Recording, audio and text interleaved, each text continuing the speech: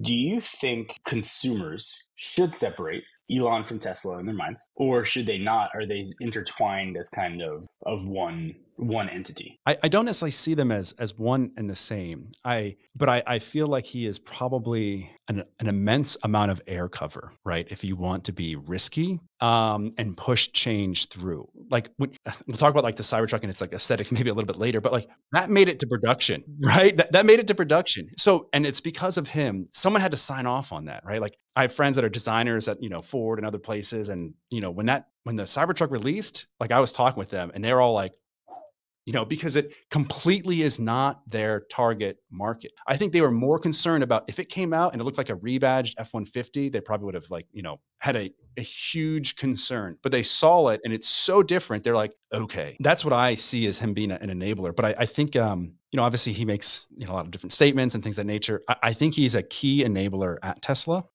But I think if you are underpinning whether you should buy a Tesla, from him because of him, I think you're discrediting and I don't know how many people off the top of my head work for Tesla, thousands of people who put a lot of effort into it. Whoa. So as you can see, we got a pretty cool podcast to go over today.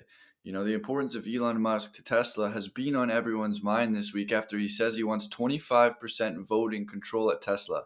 Not enough to dictate Tesla, but enough to be influential. And if you read Walter Isaacson's biography, you remember that while Elon Musk was honeymooning with Justine in Australia, the PayPal mafia organized a coup to oust Elon Musk as CEO. He was so enraged when he got back that he said assassination was running through his head. So I think he's got some trauma from PayPal. And when you are working with something as potentially dangerous as AI, you don't want the wrong people to take control of what Tesla is developing. And as a Tesla shareholder, I believe Elon has the best interest of humanity at heart. So I would be comfortable with him attaining a 25% voting share, assuming he stays with Tesla for another decade, as I believe he's a very big reason that Tesla is able to acquire the top engineering talent every single year. And as Kevin just pointed out in this podcast, Elon's one of the biggest reasons that Tesla continues to take risks. Would the Cybertruck have happened if Elon wasn't there? He continues to push for a vehicle with no steering wheel, humanoid robots.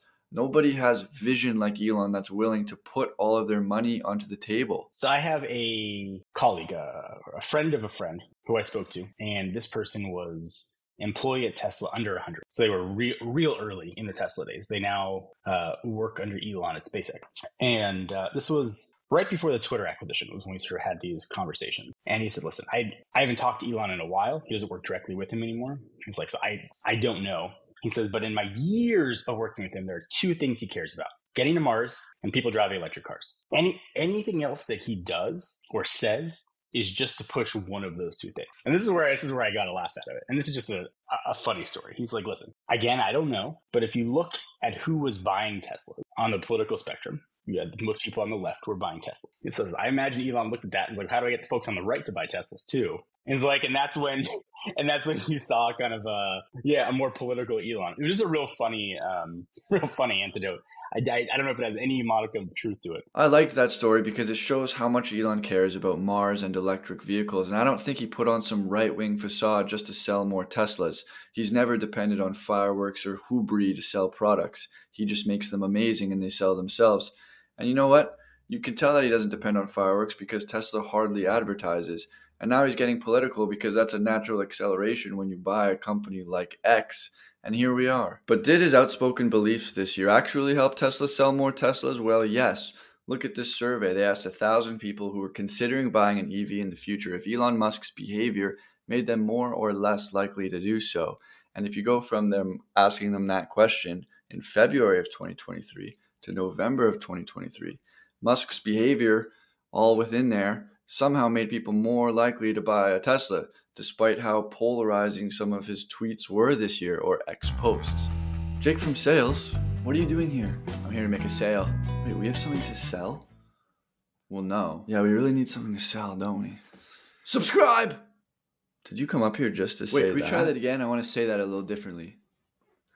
Okay. Subscribe! Cut to Cybertruck. I want to chime in here because I got a chance to drive it last week. Oh, please, yeah. There we go. It is starting to grow on me. I initially thought this thing is ugly. It looks like a bedpan on wheels. Not interested.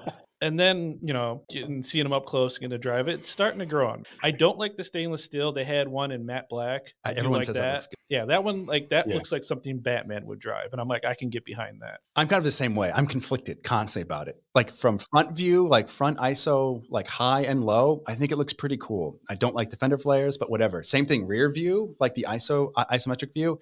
I kind of like it. Like side plain view, look at the side of it. I don't, but it is interesting. And honestly, I can't wait to get it. Because like of all the cars that we've looked at, there's a lot of neat things. But because they do push the bounds, even if people are disappointed that it's not like a true exoskeleton, but why, if Tesla's gone through its best practices and its lessons learned, and they're going to gigacastings and they like the manufacturing enablers of it, right? And you can argue that, both ways on the cost spectrum.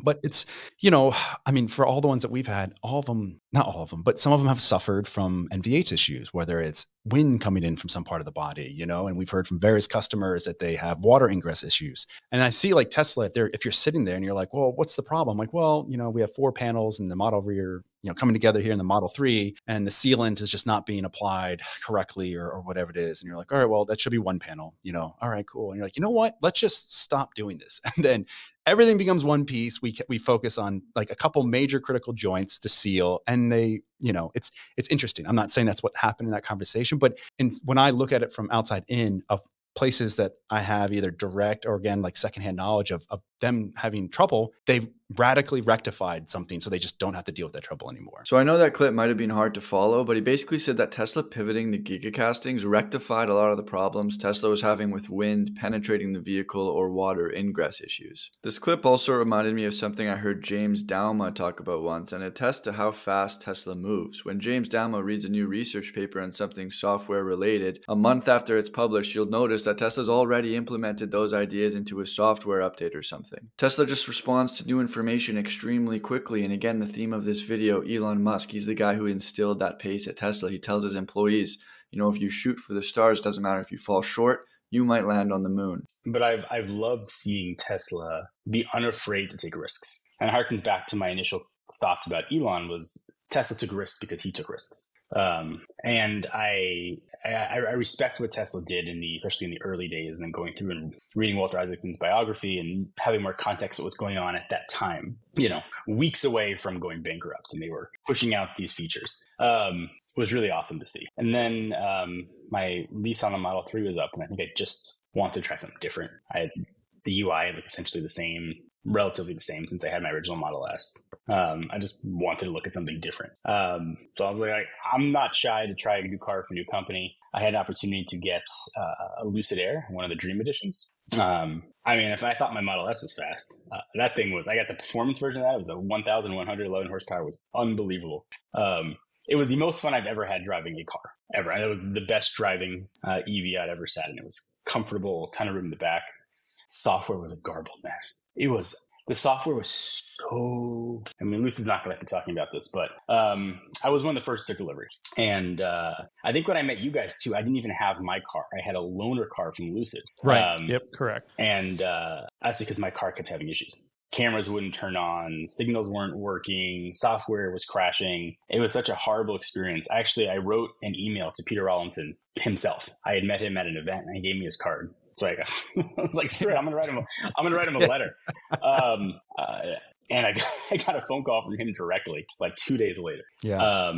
Apologizing, and they took my car up to the Bay Area, and they gave me a same car as a loaner to try to figure it out. I couldn't drive a car that I couldn't trust was going to work. That's fair, man. I like when my cars work too, and I think maybe one of you guys should send this clip over to Wall Street. Maybe they'll finally realize how integral software is to an electric car. Turns out, not just any car company can make an EV. Software is pretty important to make an electric car function. Used in battery management, used in charging, used in infotainment, used in full self-driving. The list goes on. It's another reason that Elon is so important to Tesla. He made his name in Silicon Valley, the land of software. The guy walked into Twitter and basically fired all of their coders because he found out they were only writing 3 lines of code per day. As Tesla moves into this next chapter of their evolution, FSD and Optimus becomes a major portion of Tesla's earnings. I can't think of a better man on the planet to be overseeing those projects. Optimus is a combination of hardware and software. And Elon has learned so much through manufacturing vehicles and also through his time in his silicon companies like PayPal that I can't think of a better man to do it. So I'm excited to see what the Tesla board comes up with for Elon in terms of a new compensation package. And I hope you guys enjoyed today's video, but now it's time for a message from Ryan Gosling. Could you just hold on for 1 second? Oh, okay.